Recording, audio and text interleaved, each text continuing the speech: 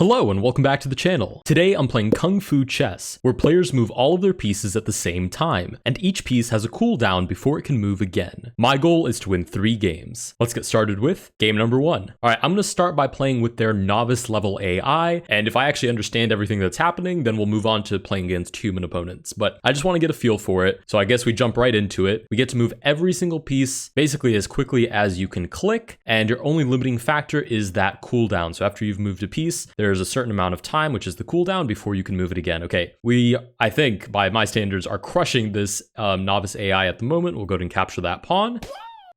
Wait, did that pawn just get slapped? What was that sound? It just sounded like he got slapped. All right, knight to d5, and I guess the goal would be to attack the king in such a way where it has to move into check, and then you can capture it. So we'll play c5 to cover d6, and we'll take that pawn on f5, line up the rook on the open file, develop the queen, bring another rook into the game, and oh, the novice bot allows us to capture it.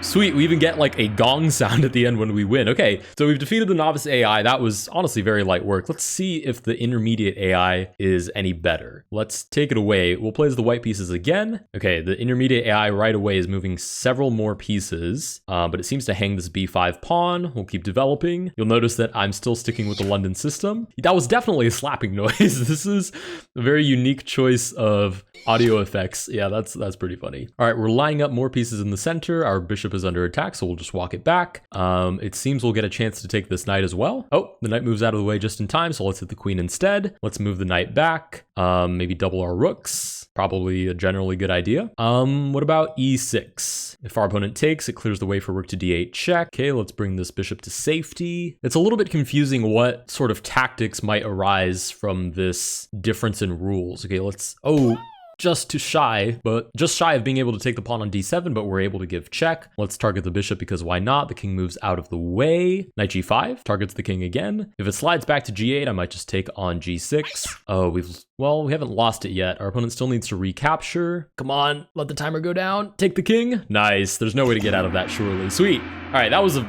less convincing game. We were probably losing right up until the AI decided to drop the king on the board. I wonder if we can beat the advanced AI. I know I said my goal was to play 3 games, but I'll play more games if we defeat the advanced AI. Let's go ahead and try advanced. All right, let's play. Let's see how many pieces start moving now. Okay, it seems to drop a pawn right away. Oh, but it defends it. Oh, that's such a crazy trap. Oh, that's such a crazy trap. Okay, what if I can get bishop g6 though? Maybe this whole thing is justified. King to f8 is now on the board. Let's try check.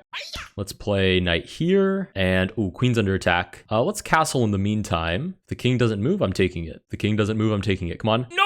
Oh, I should have taken the knight instead. Now I'm losing the queen unless I defend it. Okay, so I'll take this pawn, and then I'll defend my queen just as my opponent starts to take it. I think that's good enough. Okay, our king is now under attack. We have to move it out of the way, defend the knight with another knight. Probably a half-decent idea. And, oh, I didn't even notice I moved my king into the line of sight of the bishop. Okay, we got crushed by the advanced AI, but that was never my goal in the first place. Let's try and play an actual human player. All right, I've just selected from the drop down of people that are online, I've selected a random player and challenged them to a game. Okay, our opponent's not reciprocating. Let's try to find a different opponent. You would think there'd be a more efficient way to get a pairing against a live opponent. All right, sweet, we finally got a game. That took a extremely long time to get paired with somebody, but we finally have a game going on. They seem to be playing basically symmetrical to the way we're playing, and that's exactly how I'm gonna like to keep it, because I don't want this to get too complicated before we're at least done developing all of our pieces. All right, we're gonna go ahead and, actually we're gonna take this bishop. We're gonna take this bishop and take this bishop, and just try to put a bunch of captures on the board, and hopefully we can maybe overwhelm our opponent. Although that seems a little bit unlikely. Okay, we get knight to e4. Let's go ahead and take that. Okay, our opponent castles out of the way, so there's no more crazy central attack ideas, but... Oh, did I even capture that pawn? I don't think I did.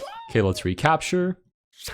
Pawn is pinned, so our opponent can't actually take. Let's grab the open file. This is almost turning into like sort of normal chess.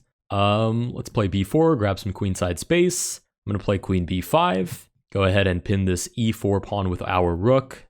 Make this space for our king in the future. It's weird because you can do a bunch of things at the exact same time.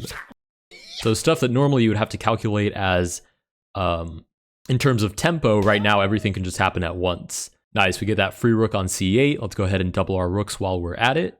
e2, our opponent's definitely looking for promotion, but our knight covers that square, so we should be okay.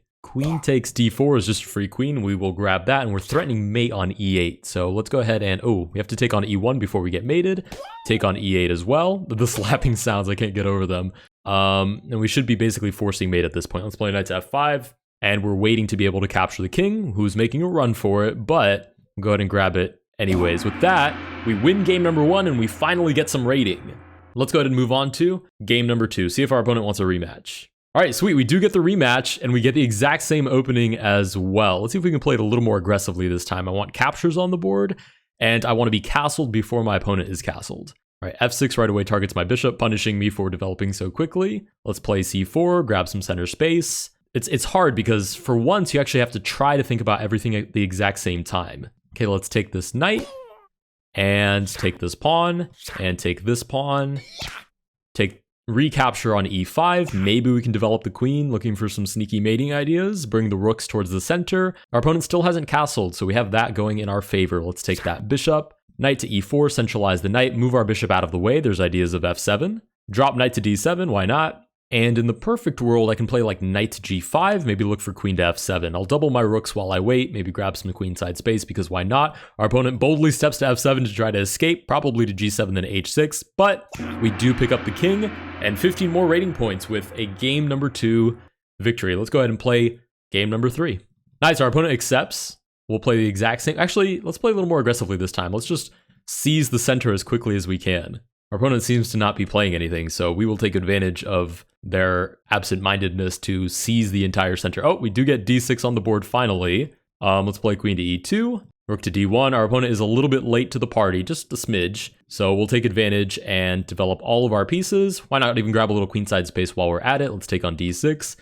The slap sound is absolutely insane. What? Every time you capture a piece. All right, we'll recapture with the pawn. I'd like to keep the queen on the file. And knight takes d6 is check. Bishop b5 is also check. Multiple checks at once. And we do pick up the king very slowly, very dramatically. And with that, we win game number 3. Nice.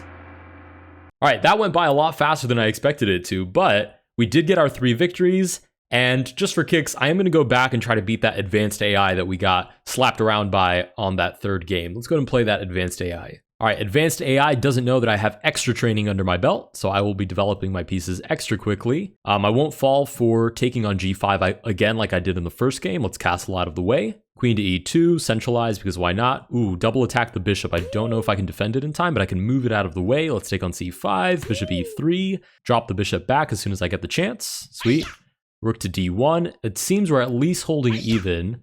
Oh, but we've dropped the knight on f3. That's kind of a shame. Let's take on e6 and capture on c5 as well.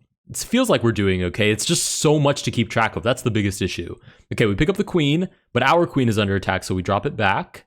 And let's see if we can't take the rook. Oh, the queen shuffles out of the way. You have to be kidding me. And oh, and then we lose it as well. Okay, e7 tries to give check to the king. Please? I think I can just take the king. Oh, and somehow we capture the bishop on the way? Sweet! All right, we beat the advanced AI bot as well. I'm pretty comfortable saying that I did beat Kung Fu Chess. If you guys did enjoy this video, please consider liking and subscribing. Let me know down below what you guys think of Kung Fu Chess. And if any of you guys play it, let me know what some tactics are, because G5 and then taking it is the only one that I know of at the moment. Let me know down below if there are any other games that I should play, and I will see you guys in the next one.